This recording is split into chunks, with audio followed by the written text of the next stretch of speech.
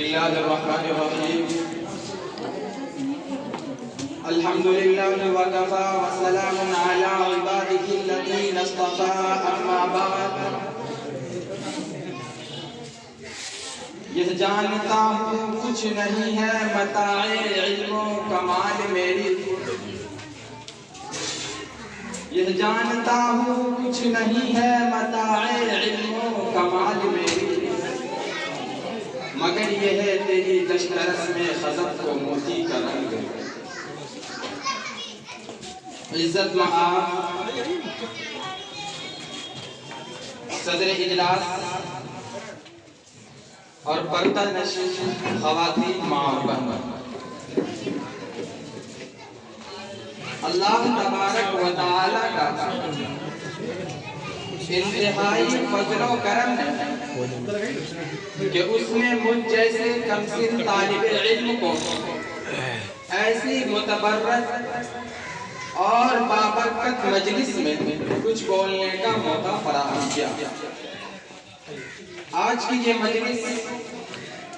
صحیح معنوں میں کئی خصوصیتوں کا حامل ہے۔ ایک تو تکمیل حفظ قرآن کی مناسبت ہے، تو وہیں دوسری طرف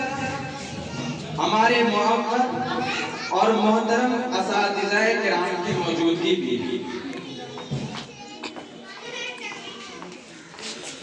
کوئی بھی علم و فن اور ہنر ہو وہ بذات خود محمود، اس کا سیکھنا اور طلب کرنا قابل تعریف، خواہ وہ دینی علوم ہو یا دنیاوی علوم، سائنسی علوم ہو یا ٹیکنالوجی علوم، انگریزی تعلیم ہو یا اور کوئی علم، تمام علوم کی نفسی مستحسن اور لائق حصول۔ ہاں، اگر آپ حاصل کردہ علوم سے اسلام کی نشر و اشاعت کریں گے، دین کی ترویج و تبلیغ کریں گے، شریعت اسلامیہ سے نابلد اور ناواقف لوگوں کو اسلامی تعلیمات سے روشناس کرائیں گے تو یہ علم قیامت کے دن حجت بنے گا، ذریعہ نجات بنے گا، اعلیٰ و ارفع مقام عطا کرے گا اور رضائے الہی کا پروانہ دلائے گا۔ اس کے برعکس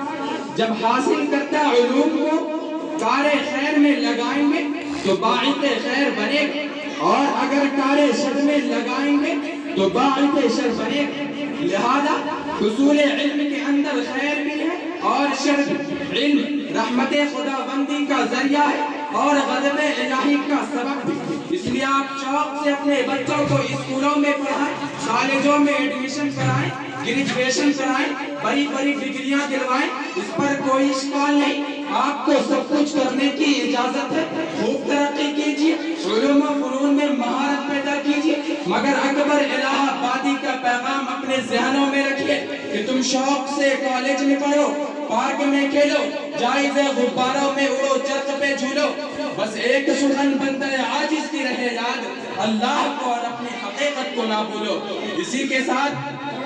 آزاد ہندوستان کے پہلے ایجوکیشن منسٹر مولانا ابوالکلام آزاد کا وہ خطبہ بھی دہراتے چلیے جو انہوں نے کلکتہ 13 دسمبر 1920 عیسوی میں مہاتما گاندھی کے زیر صدر منعقد ہونے والی کانفرنس میں انگریزی تعلیم کی ڈگریاں لے کر کلرک اور لارڈ سینا کی نوکری کا خواب دیکھنے والے سے خطاب کرتے ہوئے کہا تھا کہ ہندوستان میں سرکاری تعلیم میں جو نقصانات ہمارے قومی خسائل و اعمال کو پہنچائیں ان میں سب سے بڑا نقصان یہ ہے کہ تحصیل علم کا مقصد اعلیٰ ہماری نظر سمجھتے ہیں تو علوم جدیدہ سے پہلے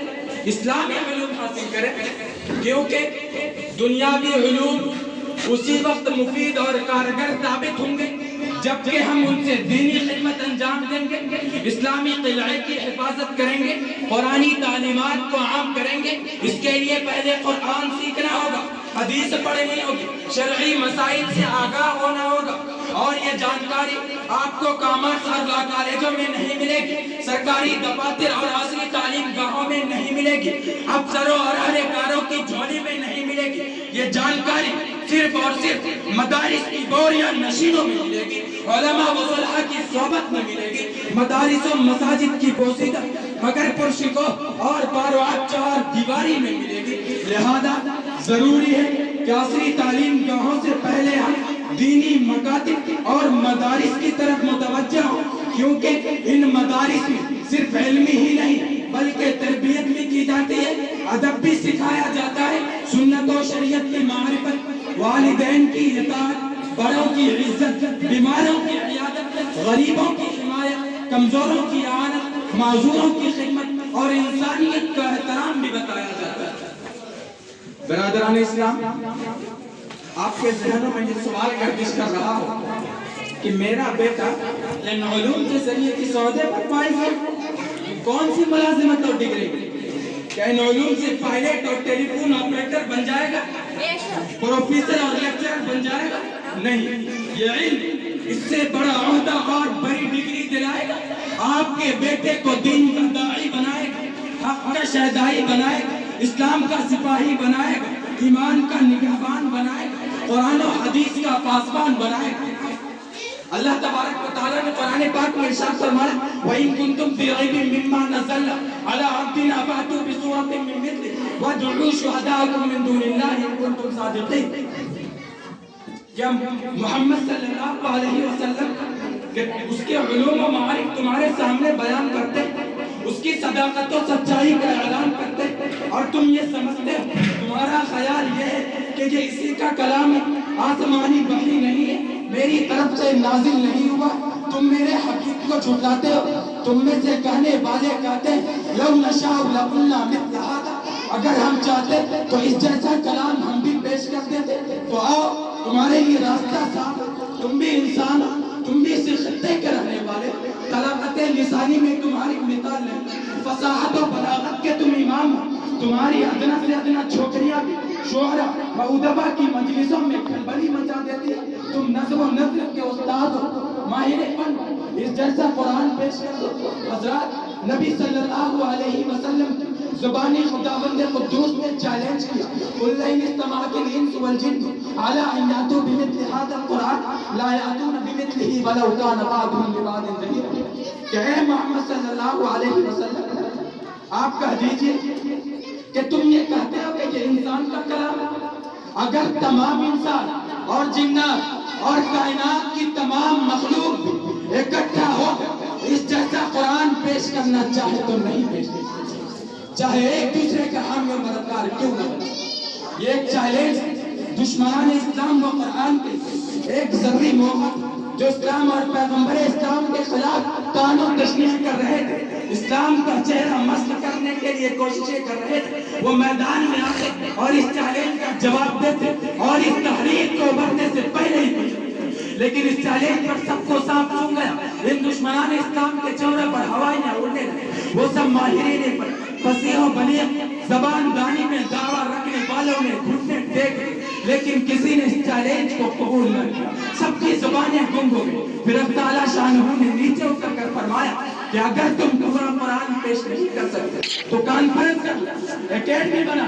اور تمام حمایتیوں کو بلا کر اس کا جواب پیش کرو۔ ارشاد فرمایا ام یقولون افترا قل فاتوا بعشر سور مثلہ مفتریات وادعوا من استطعتم من دون اللہ ان کنتم صادقین۔ کیا تم یہ کہتے ہو کہ محمد صلی اللہ علیہ وسلم نے اس قرآن کریم کو گڑھ دیا؟ تو کہہ دیجئے اے محمد صلی اللہ علیہ وسلم، تم اس جیسی 10 صورتیں ہی بنا کر پیش کر اور اللہ کو چھوڑ جسے چاہو بلا لو۔ اگر تم اپنے اس قول میں سچے ہو، اے قول محمد قول خدا، فرمان نہ بدلا جائے گا، بدلے گا زمانہ لاکھ مگر قرآن نہ بدلا جائے گا۔ آئیے ہم اس معطر خزینہ سے اپنے دامن کو بھر لیں اور اس قرآن خدمت کو اپنا مقصد زندگی بنا لے کہ تیرے ضمیر پہ جب تک نہ ہو نزول کتاب، گرہ کشاہ ناراضی نہ صاحب کشاف، وآخر دعوانا الحمدللہ۔